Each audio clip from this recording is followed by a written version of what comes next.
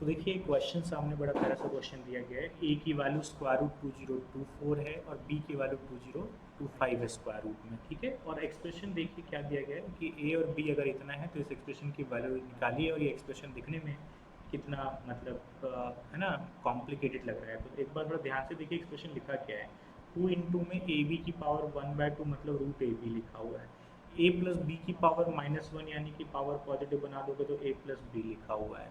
उसके बाद फिर ये ब्रैकेट स्टार्ट कर लेते तो क्या लिखा हुआ है 1 + 1/4। और जो ब्रैकेट में लिखा हुआ है आप ऐसा करिए उसको एलसीएम लेकर सॉल्व करिए तो क्या बनेगा ये।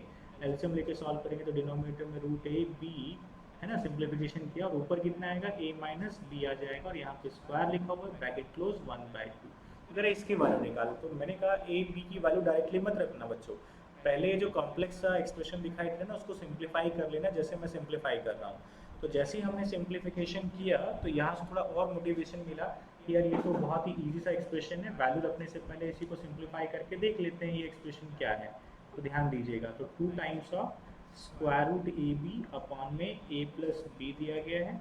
यहाँ से अगर हम सॉल्व करते हैं तो बच्चों थोड़ा ध्यान से देखिए यहाँ पे क्या लिखा हुआ था मेरे पास 1 + 1/4 एंड a माइनस बी का होल स्क्वायर अपॉन में क्या लिखा हुआ है ए बी।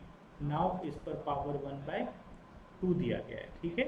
चलते हैं आगे, एक और स्टेप पर आगे चलते हैं। तो यहाँ से कितना आ गया मेरे पास 4ab, और यहाँ पर 4ab इधर चला जाएगा प्लस में a माइनस बी का होल स्क्वायर।